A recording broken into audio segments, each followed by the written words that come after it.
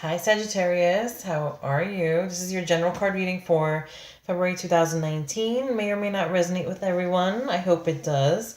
If not, you can always reach out to me for the personal reading, which is more in depth than just 3 cards. My email is lucy'starot@gmail.com, or you can go to my website, lucy'starot.com, click on the link from there to reach out to me. Okay, Sagittarius. Sorry for I'm a little late. I usually try to upload these by the first of the month.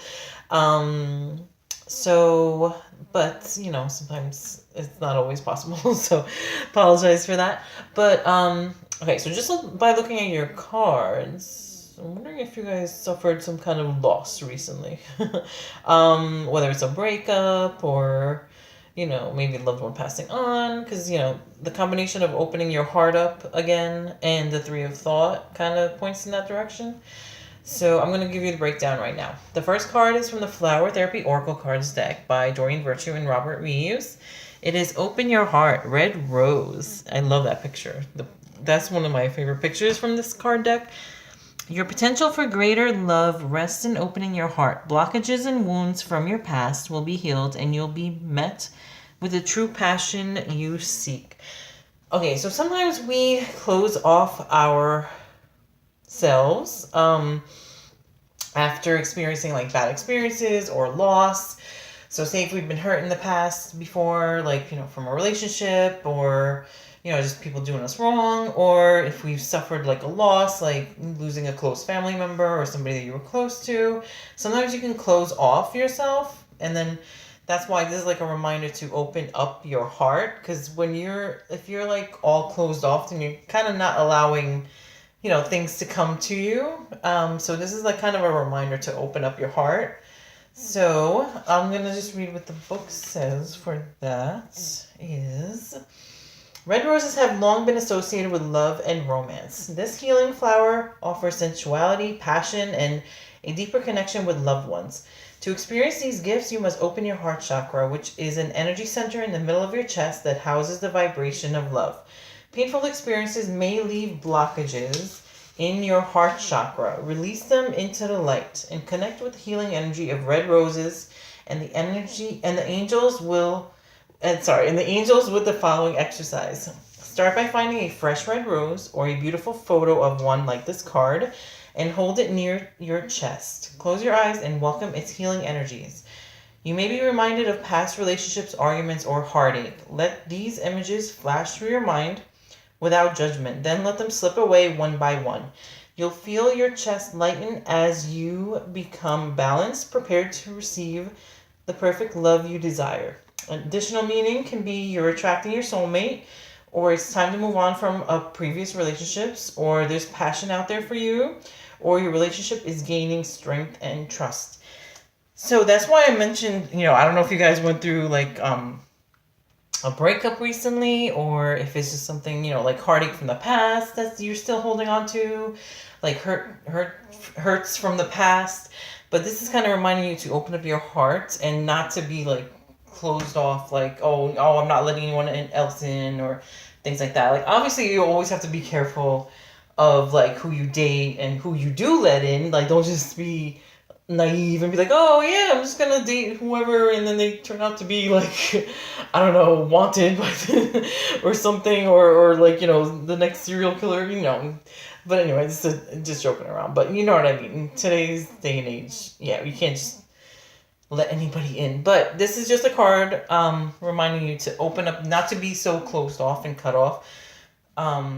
And I know that with the heart chakra too, that's why I say too, when somebody close to you like passes on, also, this is not just like relationships, but I remember my heart chakra was affected by that, like really, like without even doing anything. It's just like physically. So I had to go and get some Reiki done. This was years ago, but somebody had suggested, oh, why don't you go get Reiki, and it actually helped. So, but that was like something really, like somebody very close to me had passed away, and it was unexpected and kind of like hit me hard.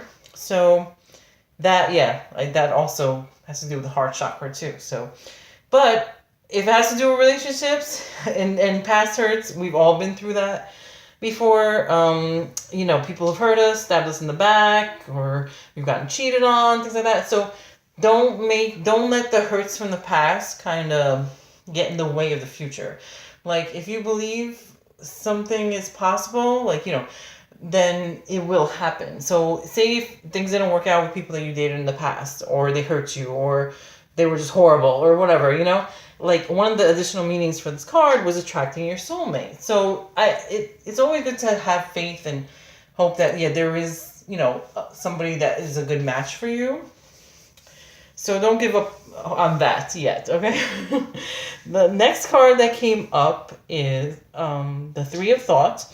It's in the card, Guardian Angel Tarot Cards deck by Doreen Virtue and Radley Valentine. This card says, loving angels surround you to heal and comfort you. The sadness you feel will fade away in time, and then you'll be able to see clearly how important the situation has been for your spiritual growth. Take the time you need to forgive yourself and others so that you can embrace the future with joy. So yeah, well, this kind of ties in too. So if you've gone through bad experiences or being hurt, like, I mean, we all use that as like a learning experience, and we grow from that, like, and also, we can grow spiritually from that too. So yeah, I mean, all hope is not lost if you have gone through this. This is why I say I think this has to do with like romance or relationships. But I mean, here's the thing. This is a general reading. Just keep this in mind. So there's millions of Sagittarius out there. So this part of it may resonate with you. None of it may resonate with you, or all of it may resonate with you. So I'm just saying what it seems like, what comes up. Okay. So in the book, I'm going to read you what it says. Loving angels surround you now. Heaven offers healing to all who request it. The sadness you feel will fade away with time, and all that will remain is a stronger, more spiritually evolved you. There's no need to be alone. Seek out loved ones to spend time with. Ask your angels to help you find groups or organizations full of compassionate people who will embrace you with open arms. Give yourself time to heal while also reaching out for the joys of life. Always look for the positive in any challenge. Ask heaven to help you see the good that came from adversity. You're an amazing person created by diverse experiences ranging from joy to sadness.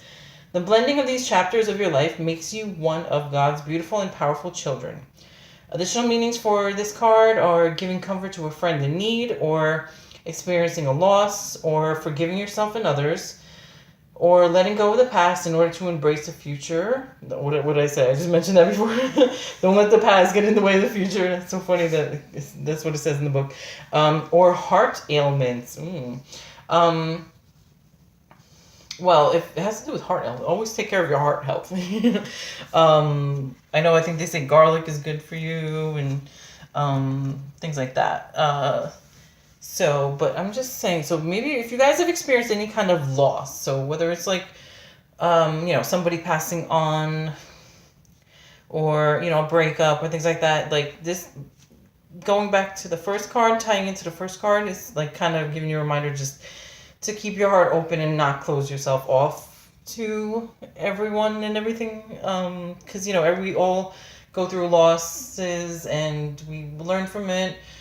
We grow from it and things like that. So, I mean, it's part of life. So don't let it get you too closed off and too down in the dumps, okay?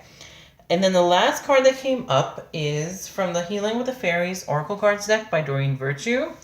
Awakening your true self.